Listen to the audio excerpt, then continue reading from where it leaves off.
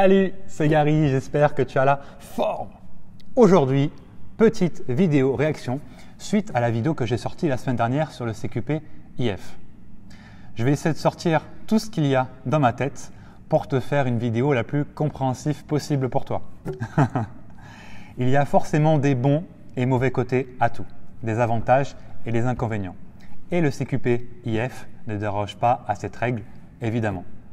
Si tu es d'accord avec moi, laisse un pouce bleu et si ce n'est pas le cas, donne tes arguments en commentaire. J'y répondrai avec grand plaisir et le plus rapidement possible. Commençons par le négatif pour finir par le positif. Alors, les moins. La trop grande accessibilité au public. Bon, ici, ça peut être considéré comme inconvénient et un avantage. Mais il va y avoir une trop grande accessibilité où les fils seront moins importants qu'avant. Tests de sélection, durée de formation et prise en charge en structure plus difficile. C'est dans la vie active du coup que le filtre se fera avec les coachs, avec le bon mindset qui réussiront et les autres qui resteront sur le carreau. Le diplôme sera accessible à tout type de profil et sans bac aussi, ce qui le rendra encore plus accessible et plus facile. Effet diplôme pochette surprise. Au niveau de l'image de notre métier, cela apparaîtra comme facile d'accès, que n'importe qui pourra devenir coach sportif, d'où l'effet « Hey, mais tu es dans une pochette surprise ou quoi ton diplôme ?»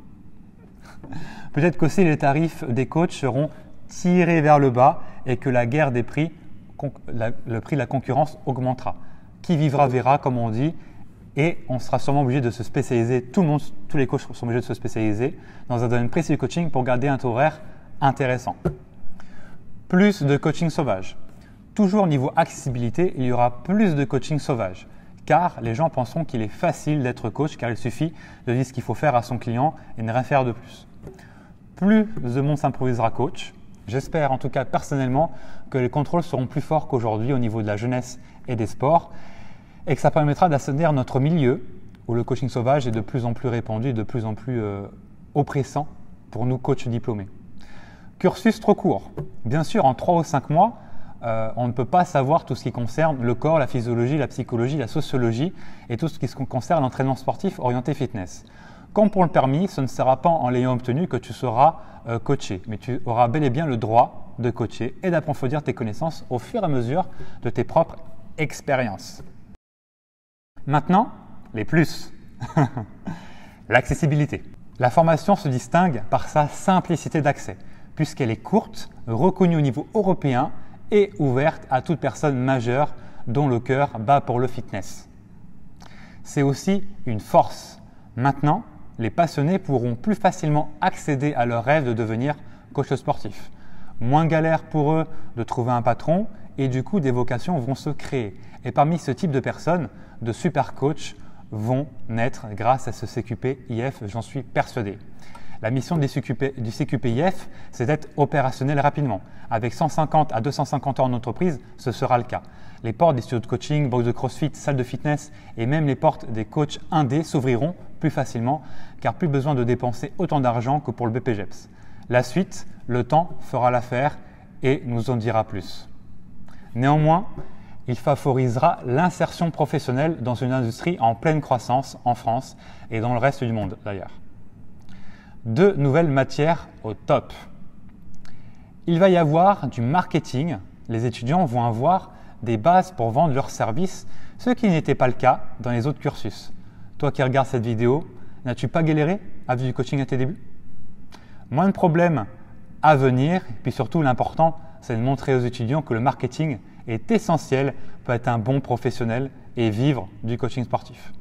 Il y aura aussi de la nutrition. Les bases seront apprises. Génial, non? Facilité de recruter des coachs. Alors là, génial. Pour les traîneurs comme moi, ce sera moins difficile qu'aujourd'hui de recruter car dans une ville moyenne de France, le nombre de coachs est très limité. Une ville comme Orléans, par exemple, où je suis, c'est quoi? 40-50 coachs à tout casser, dont la plupart orientés salariat et corps collectif. Donc, loin d'être simple de recruter des bons profils. Et une fois qu'on a fait le tour, il faut attendre 1 an, le temps que les nouveaux diplômés arrivent sur le marché. Avec le CQP, nous aurons l'opportunité, nous être traîneurs, tous les 3 mois, tous les trimestres, de trouver des coachs pépites. Donc moi, je dis oui, oui, oui, oui. Stop pénurie. Bonne nouvelle, grâce à ce diplôme, la pénurie que nous connaissons en France actuellement d'année en année va se stopper progressivement et allons pouvoir atteindre le même niveau que nos voisins européens qui ont pris beaucoup d'avance sur nous pour arriver à un niveau équivalent. Il faudrait 30 000 nouveaux coachs sur le marché pour que la France passe d'un coach pour 50 000 habitants à un coach pour 2100 habitants. Il y a donc du boulot, mais avec l'arrivée du sport santé, du sport pour tous, nul doute que le coaching sera l'Eldorado et sera encore plus le job cool que beaucoup d'enfants rêveront de faire au même titre que policiers ou pompiers, j'en suis également persuadé. Bon mindset de la formation.